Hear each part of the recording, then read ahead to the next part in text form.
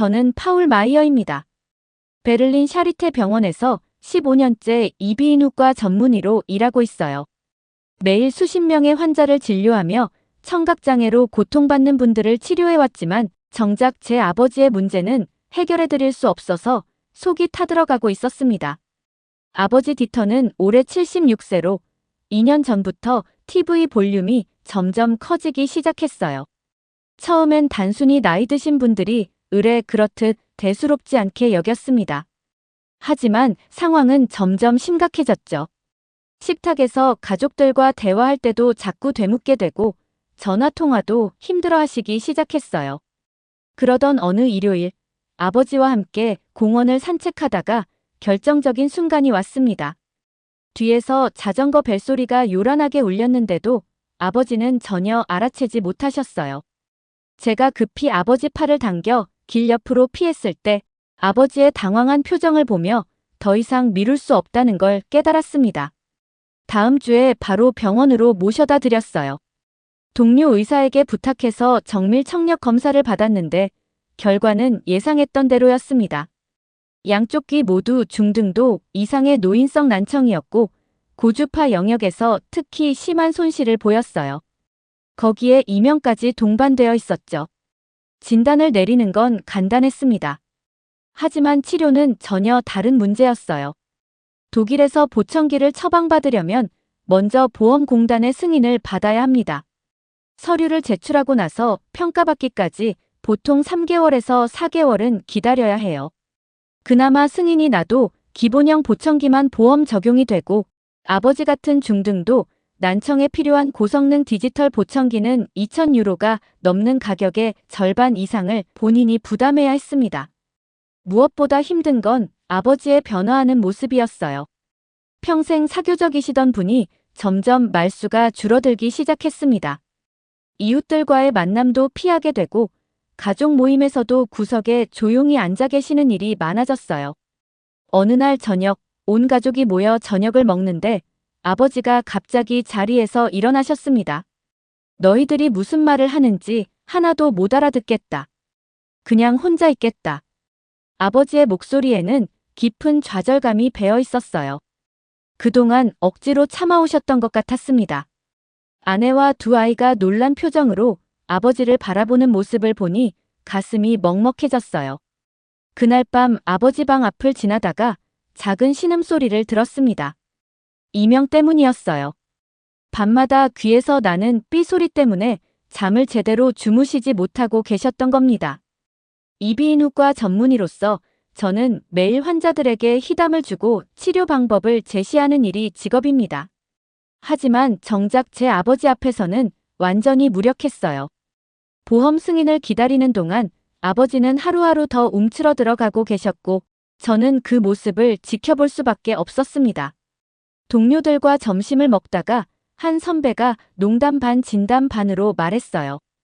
파울, 내가 의사라면서 아버지 보청기도 못 맞춰드리냐?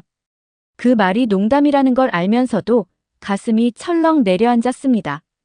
의학 지식은 있지만 시스템의 벽 앞에서는 저도 그저 안타까워하는 아들일 뿐이었어요. 3개월째 접어들면서 아버지의 우울감은 더욱 심해졌습니다.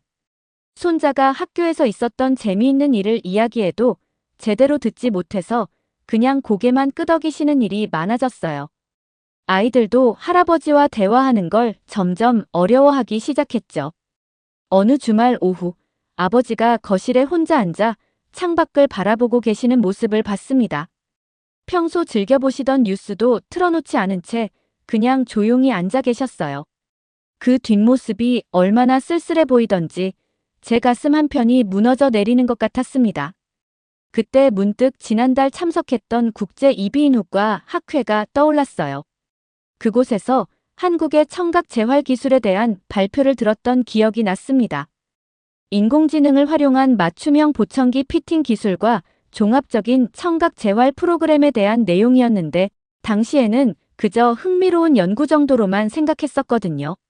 하지만 지금 상황에서는 그것이 마지막 희망처럼 느껴졌습니다. 독일에서는 몇 달을 기다려야 할 치료를 혹시 한국에서는 더 빠르고 효과적으로 받을 수 있지 않을까 하는 생각이 들었어요. 15년간 이비인후과 의사로 일하면서 이렇게 무력감을 느껴본 적은 처음이었습니다. 매일 진료실에서 환자들에게 희망적인 치료 계획을 설명하고 수술 성공 사례를 자신 있게 이야기하던 제가 정작 아버지 앞에서는 아무것도 해드릴 수 없다는 현실이 견디기 어려웠어요. 보험 승인을 기다리는 동안 아버지의 상태는 더욱 악화되었습니다. 이제는 제가 큰 소리로 말해도 절반 정도만 알아들으시는 수준이 되었어요. 병원 동료들이 아버지 안부를 물어볼 때마다 괜찮다고 대답하면서도 속으로는 제 직업이 부끄러웠습니다. 어느 날 진료 중에 70대 여성 환자분이 오셨어요. 아버지와 비슷한 증상의 노인성 난청이었는데 이분 역시 보험 승인을 기다리고 계신다고 하셨습니다. 환자분의 딸이 함께 와서 안타까운 표정으로 물었어요. 선생님, 정말 4개월이나 기다려야 하나요? 어머니가 너무 답답해하세요. 그 순간 제 목소리가 떨렸습니다. 환자에게 희망을 주어야 할 의사가 오히려 절망적인 현실만 설명해야 하는 상황이 너무 괴로웠어요. 진료를 마치고 나서 혼자 사무실에 앉아 깊은 한숨을 쉬었습니다. 그때 책상 위에 놓인 학회 자료집이 눈에 들어왔어요. 지난 3월 프랑크푸르트에서 열린 국제 이비인후과 학회 자료였는데 그 중에서도 한국 분당서울대병원에서 발표한 내용이 특히 기억에 남았습니다. 발표자는 젊은 한국 의사였는데 인공지능 기반 보청기 맞춤 시스템에 대해 설명했어요. 환자의 뇌파 반응을 실시간으로 분석해서 최적의 보청기 설정을 찾아내는 기술이라고 했습니다. 그때는 그냥 흥미로운 연구 정도로만 생각했었는데 지금 생각해보니 정말 혁신적인 접근이었어요. 무엇보다 놀라웠던 건 치료 기간이었습니다. 독일에서는 몇 달씩 걸리는 과정을 한국에서는 며칠 안에 완료할 수 있다고 했거든요. 당시에는 다소 과장된 게 아닐까 의심했었지만 지금 아버지 상황을 보니 그런 시스템이 절실하게 필요하다는 걸 느꼈습니다. 집에 돌아가서 아버지를 뵈니 또 한 번 가슴이 무너졌어요. 거실 소파에 앉아서 신문을 보고 계시는데 예전처럼 뉴스를 크게 틀어놓지 않으셨더라고요. 아마 가족들에게 피해를 주기 싫어서 그러시는 것 같았습니다. 할아버지, 오늘 학교에서 그림 그리기 대회에서 1등 했어요. 8살 아들 루카스가 신나게 달려와서 자랑했지만 아버지는 그 말을 제대로 듣지 못하셨어요. 그냥 미소만 지으시며 고개를 끄덕이셨는데 루카스의 실망한 표정을 보니 마음이 아팠습니다. 아내 안나와 이야기해보니 그녀도 같은 걱정을 하고 있었어요. 여보, 아버지가 너무 많이 변하신 것 같아요. 예전엔 그렇게 밝으시고 아이들과도 잘 놀아주셨는데 요즘엔 점점 혼자만의 시간을 보내려고 하세요. 안나의 말이 전곡을 찔렀습니다. 아버지는 점점 가족들과 거리를 두려고 하고 계셨어요. 대화에 참여하기 어려우니까 아예 피하게 되신 거죠. 그날 밤 잠자리에서 다시 한국 학회 자료를 꺼내 읽어봤습니다. 인공지능 청각 재활 시스템, 개인 맞춤형 음향치료, 종합적인 재활 프로그램까지. 독일에서는 상상도 할 수 없는 통합적 접근이었어요. 더 놀라운 건 치료 성공률이었습니다. 기존 보청기 적응률이 60% 정도인데 비해 이 시스템을 사용한 환자들은 85% 이상이 성공적으로 적응했다고 나와 있었거든요. 다음 날 아침, 아버지가 아침 식사도 거르시고 방에만 계시는 모습을 보니 더 이상 미룰 수 없다는 생각이 들었습니다. 이명 때문에 밤잠도 제대로 주무시지 못하고 낮에도 계속 피곤해하시니까 전체적인 건강 상태도 걱정되었어요. 병원에서 점심시간에 혼자 앉아 고민했습니다. 의사로서의 자존심일까요? 아니면 정말 아버지를 위한 선택일까요? 솔직히 한국까지 가서 치료받는다는 게 쉬운 결정은 아니었어요. 언어 문제도 있고 의료 시스템도 다르니까요. 하지만 독일에서 기다리는 동안 아버지가 더 힘들어하시는 모습을 지켜볼 자신이 없었습니다. 매일 조금씩 더 움츠러 들어가시는 아버지를 보면서 제가 할 수 있는 모든 방법을 시도해봐야겠다고 생각했어요. 그날 저녁 가족 회의를 열었습니다. 아내와 아이들에게 한국행 계획을 이야기했을 때 모두 놀란 표정이었지만 결국 찬성해 주었어요. 특히 아내가 말했습니다. 여보, 아버지를 위해서라면 어디든 가야죠. 우리가 할 수 있는 건 다 해보는 거예요. 마지막으로 아버지께 조심스럽게 말씀드렸어요. 처음에는 부담스러워 하셨지만 제가 의학적 근거를 설명해드리니 고개를 끄덕이셨습니다. 파울, 내가 의사니까 내 판단을 믿겠다. 하지만 너무 큰 기대는 하지 말자. 아버지의 조심스러운 대답에서 그동안 얼마나 많이 실망하셨는지 느낄 수 있었습니다. 하지만 저는 이번만큼은 다를 거라는 확신이 있었어요. 인천공항에 도착했을 때의 첫인상은 정말 놀라웠습니다. 공항 자체가 하나의 첨단 도시 같았어요. 아버지도 평소보다 표정이 밝아 보이셨는데 아마 오랜만에 여행다운 여행을 하시는 기분이셨을 것 같습니다. 분당 서울대병원까지 가는 길에서 아버지가 창밖을 내다보시며 감탄하셨어요. 베를린과는 완전히 다른 풍경이었거든요. 고층 건물들 사이로 첨단 기술과 전통이 조화를 이루는 모습이 신기하셨나 봅니다. 병원에 도착해서 가장 먼저 느낀 건 시스템의 차이였어요. 독일에서는 예약만 잡는데도 몇 주가 걸리는데 여기서는 사전에 이메일로 상담한 후 바로 당일 검사가 가능하다고 했습니다. 접수를 마치고 대기실에 앉아 있는데 생각보다 기다리는 시간이 짧았어요. 청각센터의 김 교수님을 만났을 때 첫인상이 참 좋았습니다. 나이는 저보다 조금 많아 보이셨는데 차분하면서도 자신감 있는 모습이었어요. 영어로 대화했지만 의사소통에 전혀 문제가 없었고 아버지의 병력에 대해 꼼꼼히 질문하셨습니다. 가장 놀라웠던 건 검사 과정이었어요. 독일에서는 단순한 청력 검사만 하는데 여기서는 뇌파까지 함께 측정했습니다. 아버지 머리에 작은 센서들을 붙이고 다양한 소리를 들려드리면서 뇌가 어떻게 반응하는지 실시간으로 확인하는 거였어요. 검사실에 있는 장비들을 보니 정말 최첨단이었습니다. 의사로서도 처음 보는 시스템들이 많았어요. 특히 인공지능이 환자의 반응을 분석해서 최적의 보청기 설정값을 찾아내는 과정이 신기했습니다. 아버지는 처음에 약간 긴장하고 계셨어요. 평생 독일 의료 시스템에만 익숙하셨는데 갑자기 낯선 환경에서 복잡한 검사를 받으니까 당연한 반응이었죠. 파울, 이게 정말 도움이 될까? 너무 복잡한 것 같은데. 아버지의 걱정스러운 목소리를 들으니 저도 순간 불안해졌어요. 하지만 김 교수님이 차근차근 설명해 주시면서 아버지를 안심시켜 주셨습니다. 검사 결과를 보면서 김 교수님이 설명해 주신 내용은 정말 놀라웠어요. 단순히 청력 손실 정도만 측정하는 게 아니라 뇌가 소리를 처리하는 패턴까지 분석한 거였습니다. 아버지의 경우 고주파 영역의 손실이 심하면서도 뇌에서 소리를 인식하는 능력은 아직 많이 남아있다는 결과가 나왔어요. 그 다음이 정말 신기했습니다. 3D 스캐너로 아버지 귀 모양을 정밀하게 측정한 후 바로 옆방에서 맞춤형 보청기를 제작하기 시작한 거예요.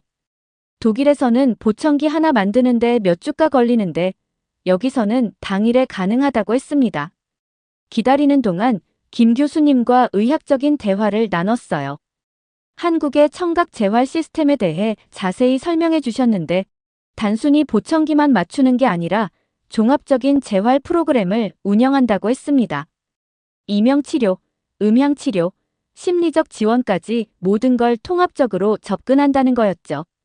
이 시간 후 드디어 아버지의 맞춤형 보청기가 완성되었습니다. 외관부터가 독일에서 보던 것과 달랐어요. 훨씬 작고 정교했고 아버지 귀에 완벽하게 맞도록 설계되어 있었습니다. 보청기를 착용하는 순간 아버지 표정이 완전히 바뀌었어요. 눈이 휘둥그레져서 저를 바라보시더니 놀란 목소리로 말씀하셨습니다. 이게 정말 내 목소리야? 이렇게 선명하게 들린다고. 그 순간 저도 눈시울이 뜨거워졌어요. 2년 넘게 점점 작아지시던 아버지 목소리가 갑자기 활기를 되찾은 거였거든요. 김 교수님도 만족스러운 표정으로 미소 지으셨습니다. 더 놀라운 건 이명 치료였어요. 보청기에 특별한 음향 치료 기능이 내장되어 있어서 이명을 마스킹하면서 동시에 뇌가 적응할 수 있도록 도와준다고 했습니다. 아버지가 2년 넘게 시달리셨던 그 괴로운 삐소리가 현저히 줄어든 거예요. 병원을 나서면서 아버지가 갑자기 걸음을 멈추셨습니다. 파울, 저기 새소리 들리니? 언제부터 새가 이렇게 예쁘게 우는지 까맣게 잊고 있었네. 아버지의 감격스러운 표정을 보니 한국까지 온 보람이 있다는 생각이 들었어요. 의사로서도 이런 극적인 변화를 목격하는 건 처음이었습니다. 호텔로 돌아가는 택시 안에서 아버지는 계속 주변 소리에 귀를 기울이셨어요. 자동차 소리, 사람들 대화 소리, 심지어 에어컨 돌아가는 소리까지 모든 게 신기하셨나 봅니다. 그날 저녁 호텔 레스토랑에서 식사할 때였어요. 웨이터가 메뉴를 설명하는 말을 아버지가 또렷하게 들으셨거든요. 물론 영어나 한국어는 잘 모르시지만 소리 자체를 명확하게 인지하신다는 게 중요했어요. 밤에 잠자리에 들기 전 아버지가 조용히 말씀하셨습니다. 파울, 고맙다. 내가 아니었다면 평생 이런 경험 못했을 거야. 한국 의사들이 정말 대단하구나. 그 순간 제 가슴이 뭉클해졌어요. 의사로서의 자존심보다는 아들로서 아버지께 효도할 수 있었다는 게 더 소중하게 느껴졌습니다. 한국에서의 둘째 날부터 아버지의 변화가 눈에 띄기 시작했습니다. 아침에 일어나셔서 가장 먼저 하신 말씀이 지금도 기억에 선명해요. 파울, 간밤에 잠을 정말 잘 잤다. 그 괴로운 삐소리가 거의 들리지 않더구나. 2년 넘게 밤마다 시달리셨던 이명이 현저히 줄어든 거였어요. 김 교수님이 설명해 주신 음향 치료 효과가 벌써 나타나기 시작한 것 같았습니다. 보청기에 내장된 특별한 주파수가 이명을 점진적으로 완화시킨다고 했는데 정말 신기했어요. 호텔 조식을 먹으러 내려갔을 때 아버지의 모습이 완전히 달라져 있었습니다. 웨이터가 인사하는 소리에 자연스럽게 고개를 끄덕이시고 주변 테이블에서 들려오는 대화 소리에도 귀를 기울이고 계셨어요. 물론 한국어는 못 알아들으시지만 소리 자체를 듣는다는 기쁨이 얼굴에 가득했습니다. 셋째 날에는 청각센터에서 추가 재활 프로그램을 받았어요. 단순히 보청기만 맞추고 끝내는 게 아니라 뇌가 새로운 소리에 적응할 수 있도록 도와주는 체계적인 훈련이었습니다. 다양한 주파수의 소리를 듣고 구별하는 연습부터 시작해서 배경, 소음 속에서 필요한 소리만 선별해서 듣는 훈련까지 진행했어요. 놀라웠던 건 아버지의 적응 속도였습니다. 독일에서는 보청기 적응이 보통 몇 달은 걸린다고 하는데 아버지는 불과 며칠 만에 자연스럽게 사용하고 계셨어요. 아마 한국의 맞춤형 시스템 덕분이었을 거예요. 일주일째 되던 날 아버지가 혼자서 호텔 근처를 산책하고 싶다고 하셨어요. 베를린에서는 2년 넘게 혼자 외출하는 걸 꺼려 하셨는데 갑작스러운 변화였죠. 처음에는 걱정되어서 따라가려고 했는데 아버지가 괜찮다고 하시면서 혼자 나가셨어요. 1시간쯤 후에 돌아오신 아버지의 표정이 정말 밝았습니다. 파울, 길에서 만난 할아버지 한 분이 한국말로 인사하시는데 소리가 이렇게 선명하게 들리더라. 뭔 말인지는 모르겠지만 정말 반가웠어. 그 순간 아버지 목소리에 활기가 넘쳐났어요. 오랜만에 듣는 아버지다운 목소리였습니다. 이틀 후 베를린으로 돌아갈 준비를 하면서 김 교수님을 다시 만났어요. 마지막 점검을 위해서였는데 결과가 정말 놀라웠습니다. 청력 자체는 크게 개선된 건 아니지만 소리를 인지하고 처리하는 능력이 현저히 향상되어 있었어요. 특히 이명 측정 결과가 인상적이었습니다. 처음 검사했을 때보다 이명의 강도가 절반 이하로 줄어들어 있었거든요. 김 교수님도 만족스러워 하시면서 앞으로의 관리 방법을 자세히 설명해 주셨어요.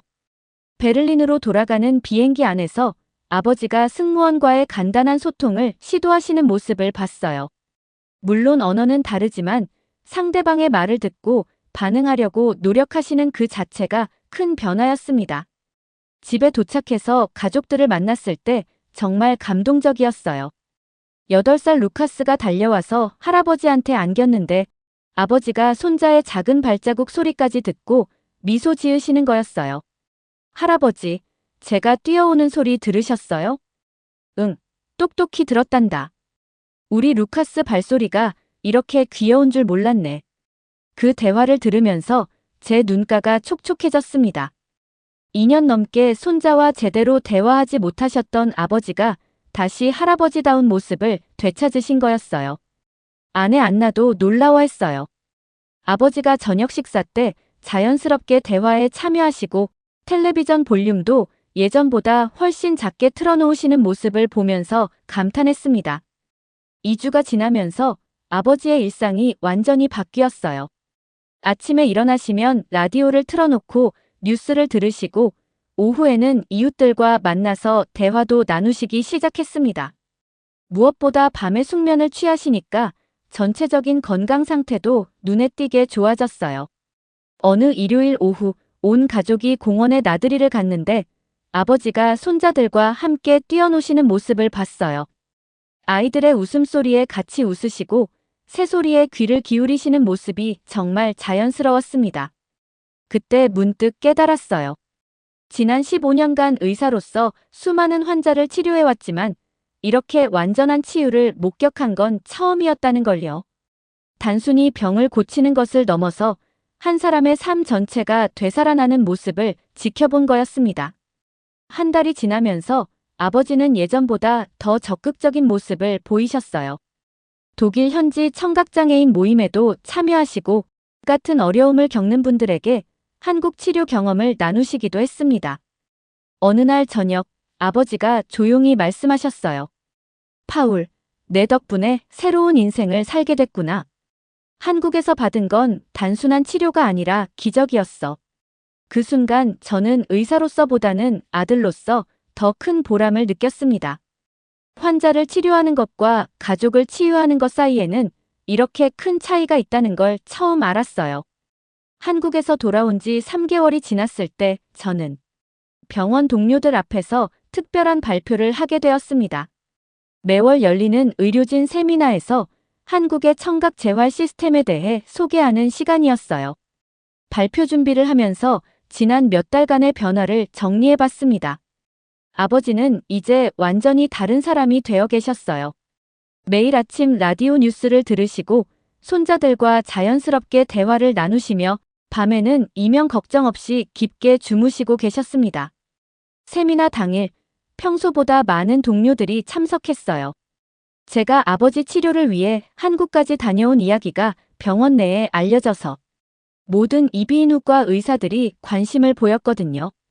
발표를 시작하면서 먼저 아버지의 변화 전후 영상을 보여드렸습니다. 한국 가기 전 집에서 촬영한 영상에서는 아버지가 대화에 참여하지 못하고 계속 되묻는 모습이 나왔고 돌아온 후 영상에서는 손자와 자연스럽게 농담을 주고받으시는 모습이 대조적으로 나타났어요. 동료들의 반응이 즉시 나타났습니다. 특히 하르트무트 박사가 놀란 표정으로 질문했어요. 파울, 정말 며칠 만에 이런 변화가 가능한 건가? 우리 시스템과 뭐가 그렇게 다른 거지? 그 질문에 대답하면서 저는 한국에서 경험한 통합적 접근법에 대해 설명했습니다. 단순히 보청기만 맞추는 것이 아니라 뇌파 분석, 개인 맞춤형 제작, 종합적 재활 프로그램까지 모든 과정이 체계적으로 연결되어 있다고 말씀드렸어요. 가장 인상 깊었던 건 인공지능 활용 부분이었습니다. 환자의 뇌 반응을 실시간으로 분석해서 최적의 설정을 찾아내는 시스템은 독일에서는 아직 도입되지 않은 기술이었거든요. 발표가 끝난 후 여러 동료들이 개인적으로 찾아와서 더 자세한 이야기를 물어봤어요. 특히 자신의 가족 중에도 청각장애로 고생하는 분이 있다며 한국 치료에 대해 문의하는 의사들이 몇 명 있었습니다. 그날 저녁 집에 돌아와서 아버지께 병원에서 있었던 일을 말씀드렸어요. 아버지는 뿌듯한 표정으로 고개를 끄덕이시면서 말씀하셨습니다. 파울, 내가 받은 도움이 다른 사람들에게도 전해질 수 있다면 정말 기쁘겠구나. 한국 의사들께 고마움을 어떻게 표현해야 할지 모르겠어. 그 말씀을 듣고 제가 제안했어요. 김 교수님께 감사 편지를 써보시는 게 어떻겠냐고요. 아버지는 흔쾌히 동의하시면서 며칠에 걸쳐 정성껏 편지를 쓰셨습니다. 편지 내용을 함께 읽어보면서 저도 감동받았어요. 아버지는 단순히 청력이 회복된 것에 대한 감사만이 아니라 가족과의 관계가 되살아나고 삶의 기쁨을 되찾게 된 것에 대한 깊은 고마움을 표현하셨거든요. 6개월이 지나면서 병원에서도 변화가 있었습니다. 몇몇 동료들이 한국의 청각 재활 시스템을 독일에도 도입할 수 있는지 연구하기 시작했어요.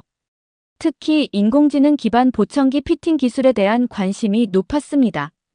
저 역시 한국의 의료진들과 지속적으로 연락을 주고받으며 최신 기술 동향을 파악하고 있었어요.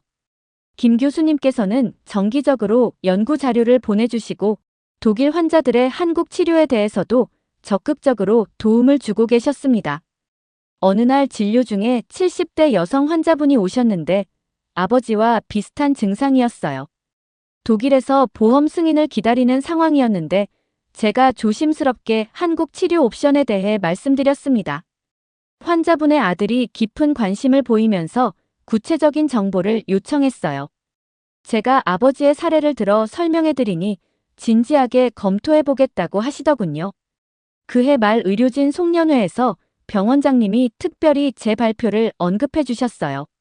한국의 혁신적인 의료 기술을 소개하고 국제적인 의료 협력의 중요성을 일깨워준 사례라고 평가해 주셨습니다.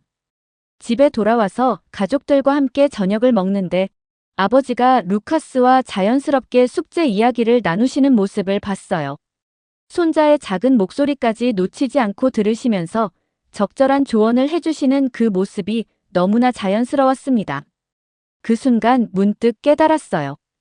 15년간 의사로 일하면서 환자들을 치료해왔지만 정작 가장 소중한 사람인 아버지의 고통은 제대로 해결해드리지 못했다는 걸요. 그리고 한국에서 받은 치료는 단순히 청력을 회복시킨 것이 아니라 우리 가족 전체에게 행복을 되돌려준 기적 같은 경험이었다는 것을요. 1년이 지난 지금 아버지는 지역 노인회에서 활발하게 활동하고 계십니다. 같은 어려움을 겪는 분들에게 한국 치료 경험을 나누시기도 하고 때로는 직접 연결해드리기도 하세요. 저 역시 이제는 환자들에게 더 다양한 치료 옵션을 제시할 수 있게 되었습니다. 독일의 전통적인 시스템만이 최선이 아니라는 걸 깨달았거든요. 때로는 더 넓은 시각으로 바라볼 필요가 있다는 교훈을 얻었습니다.